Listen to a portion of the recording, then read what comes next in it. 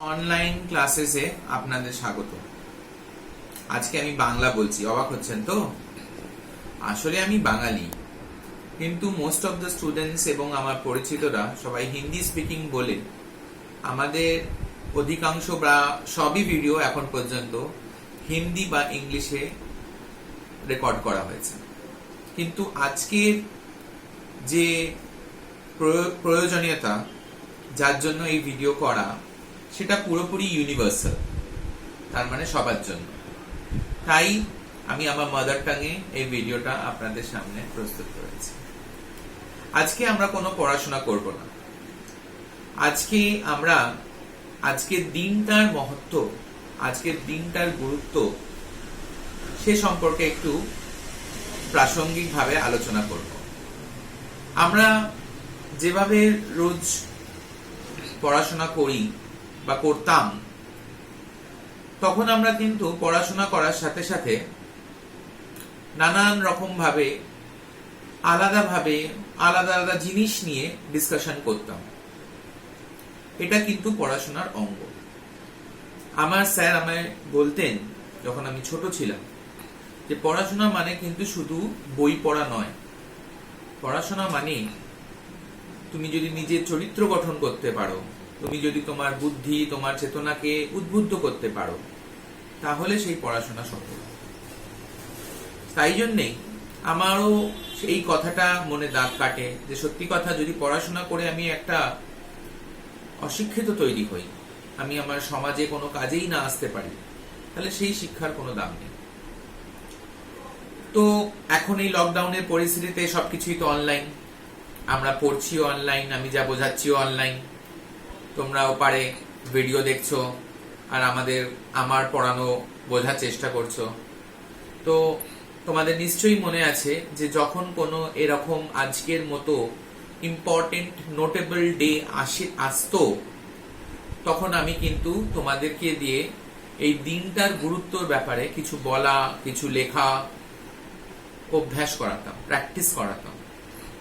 তো সে তো আর এখন সম্ভব নয় লকডাউনে। তাই আজকের এই ভিডিও। আজকে রবীন্দ্রনাথ ঠাকুরের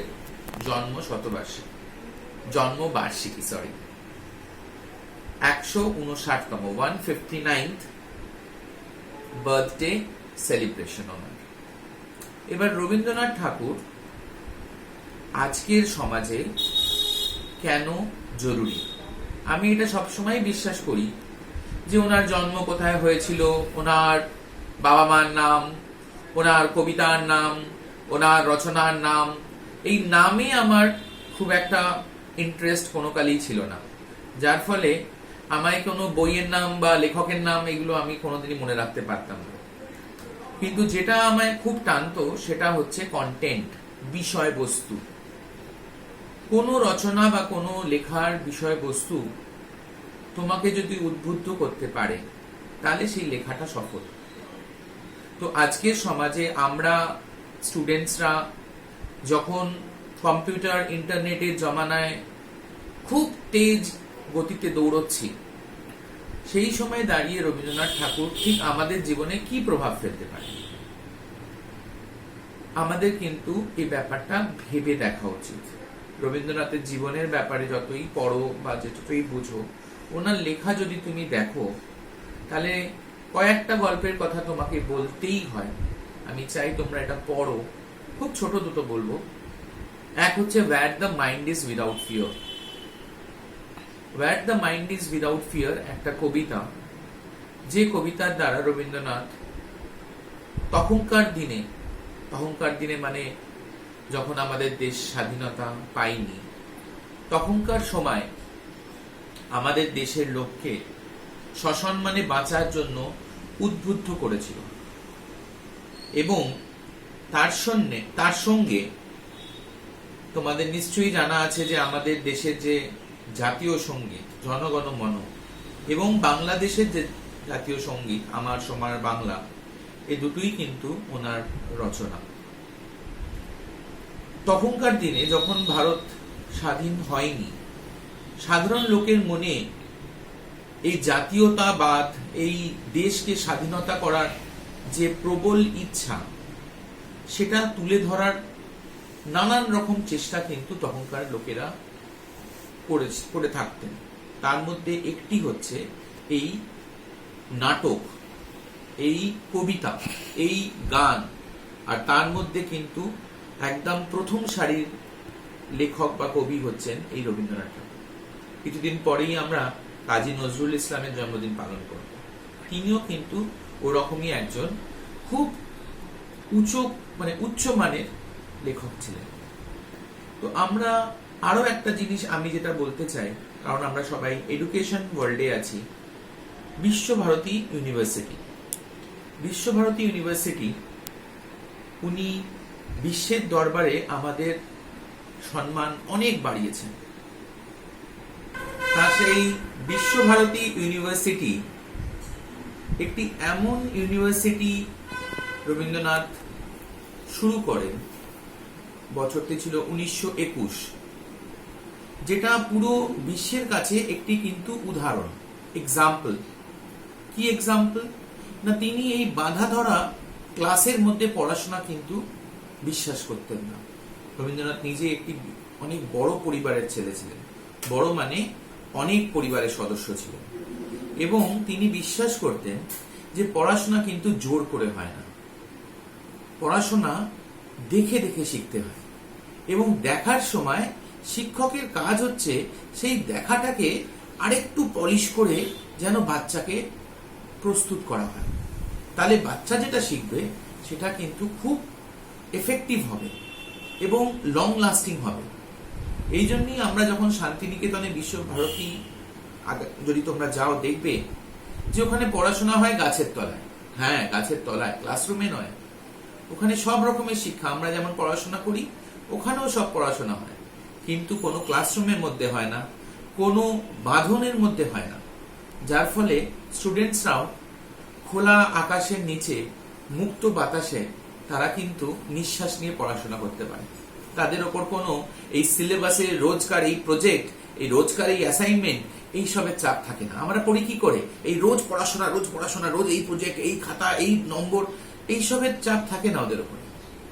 ওরা খোলা আকাশের নিচে বসে পড়াশোনা করে, যতটুকু চায় ততটুকু পড়ে, যতটুকু না চায় তখন কিন্তু তারা পড়ে না।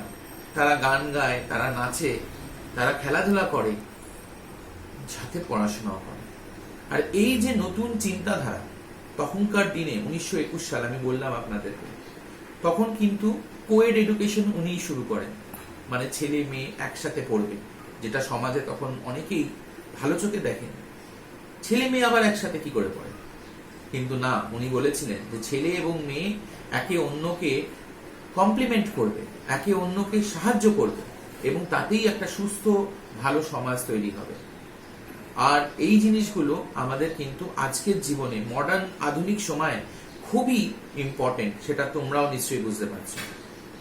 তাহলে আমি যে কথাটা তোমাদের বলতে চাইছি এই ভিডিওর দ্বারা, আমি ভিডিওটা খুব লম্বা করতে চাই না, কারণ কি বোর হয়ে যাবে যে লেকচার মারছে।